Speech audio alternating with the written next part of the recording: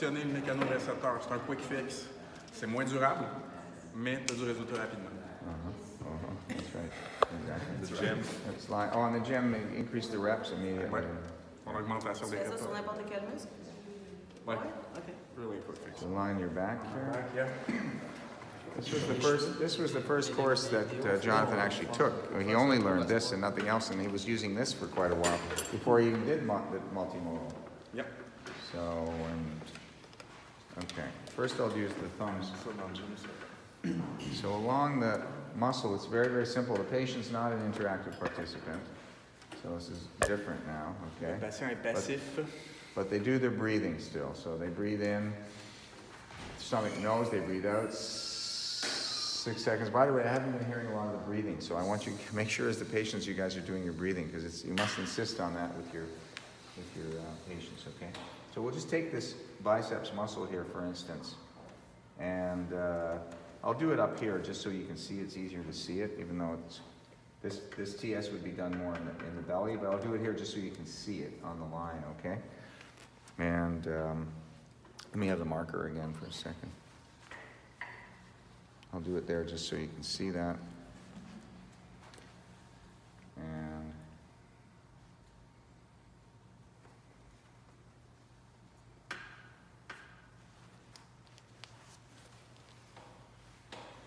the strengthening procedure in the belly of the muscle is simply taking your thumbs and putting them directly together like this, and then taking a hold of the skin. You're going to try to separate your thumbs without sliding on the skin at all. That's all there is to it. Pour renforcer, vous collez vos pouces, vous appuyez, vous essayez de séparer les pouces en tirant la peau. Okay. It's quite simple. Yeah. Breathing and breathing out. Doesn't look like much. I'm trying to separate without sliding on the skin as hard as I can separate. And then we'll feel, and you'll feel that it's a little bit softer there. You'll go to another area. I don't want to do it down there because I'm breathing. And go.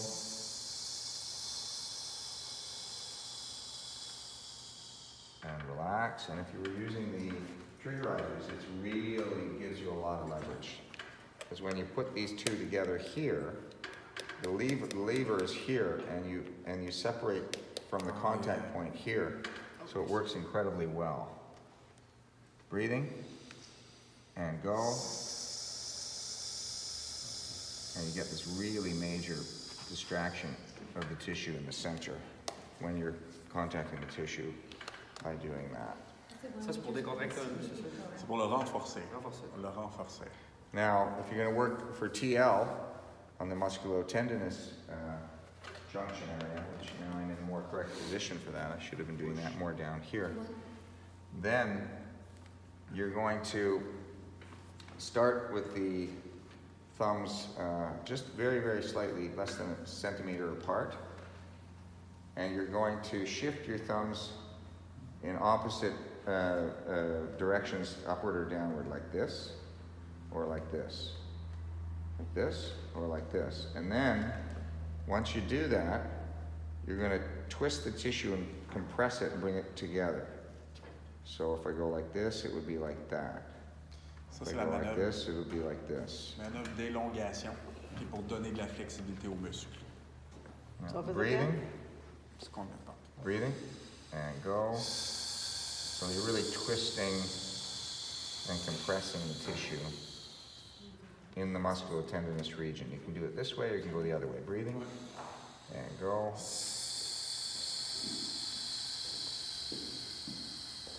And again, these instruments will really help. Breathing, and go. If you angle them, it's just huge. Because you've got this angle here, so you can angle them and really compress the tissue in there and sort of twist it and compress it. And that will elongate the muscle. And the first one will strengthen the muscle. You'll get a change. Strength increase is usually only perceived with trigenics treatments, monomodal or multimodal, if the muscle is functionally weak. If it's normal on both sides, you won't get that much strength increase. OK. Length increase, however, you will get even in muscles that are not functionally short. OK. You'll still get a length increase. Yes, OK.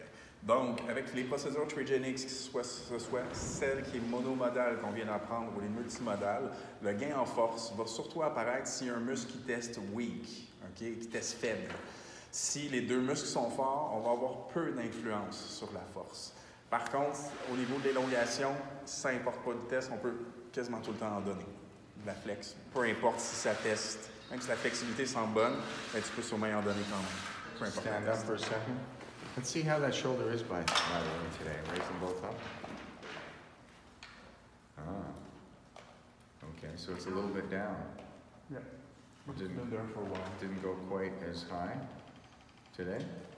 It's still a lot higher than it was, but it's still not. So we may need to touch up today on what we did yesterday. Let's do that. So, with the patients, that's even better. With the patients, when I do these trigenics non-surgical operations or special procedures, you can call them that too. You don't want to call it an operation. You can call it a trigenic special procedure, which involves a number of trigenic protocols, treatment protocols that are applied. Thanks for that. Then we always do at least one follow-up the next day. And the follow-up, there's always some touch-up work to do because we do often get the next day a little bit of a loss. But usually we find that following up the next day will usually give the patient enough sustainable results that if they do rehabilitation exercises on their own, they don't even need to get any more treatment, and it will be sustainable. So the second day, we're always going to do this. So what you're going to do now is you're going to come down. You know what to do. I'm going to use somebody to help me hold this here. You want to hold it, Louis? Okay. Are you going to hold it? Okay. That's good. Okay. I really could use a longer head on this one. Yeah, I didn't bring I see what it is. This one's a shorter one. We have to the heads. I'd like to have a longer head there. I like this one to be longer. And breathing. And don't let them move. Go.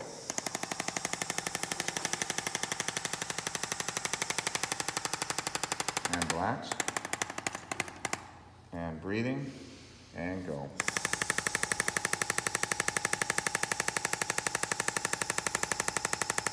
And relax. And breathing. And go.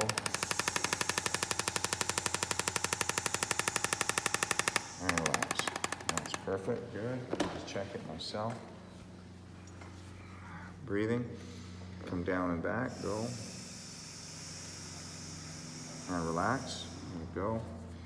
Now just relax it. Good. Breathing. Coming down lightly. Breathing. Coming down lightly. What was weak on your biceps? I don't remember. Breathing. Anybody remember? Was it biceps? Was weak on him? I think. Was it? Was it biceps?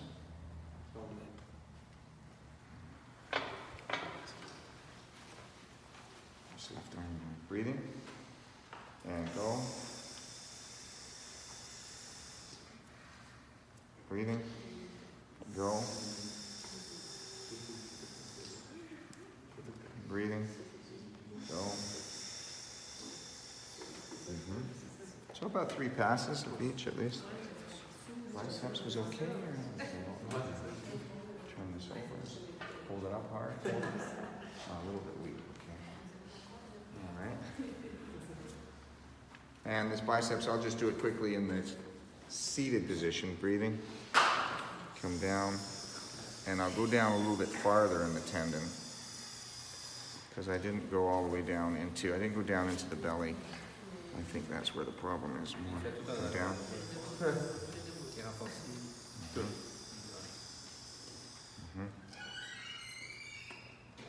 Now, let's raise the arm up now.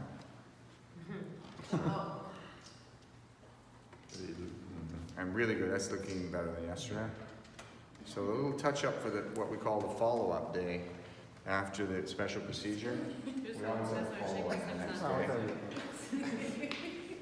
And patients do often lose a little bit, not always, but sometimes lose a little bit, and then you just do a little touch-up work and they're ready to go. And then you give them all their exercises and send them off on their merry way. And unless they have other problems, in which case, depending upon what kind of facility you have, you can do physiotherapy modalities, laser, ultrasound, whatever it's inflammation, or do some follow-up massage therapy or osteopathic work with the muscles and tendons of the shoulder that are also involved in that condition.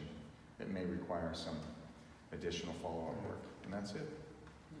Yeah, but you're going to get, pretty much you're going to say to all your patients you're getting, that's better than yesterday. Yeah. It's like, wow. You're going to say to all your patients that, this is the kind of special procedure. And you're always going to book them for that special procedure because it needs to be something special, and it needs to be something you put specific time aside for it and prepare for it. So you don't just do that the first day. You do the assessment the first day, and you may do a little bit the first day, but you don't do the whole shebang. You just sit them down and say, okay, we're going to do the special procedure, come back next day, and we're going to do the shoulder. And then we're going to have a follow-up after that, and that's it. And the results are, you're always telling patients, results are usually, no matter how long you've had this, a good 80% relief and increase in mobility on that first visit, 80 to 100 sometimes. And you tell the patients that because it's true, it's basically, it's a completely accurate statement to me. Yeah. And it's The honest thing yeah, to say. Yeah. So that's it then. So now we know the monomodal. Do you guys want to practice the monomodal or not? Or you just know what to do, or do you want to move on to the next muscle? Then I think just showing it is enough, eh? Yeah, I think so. Okay, because it wasn't a course for that. All right, so at least you understand the concept of it. So now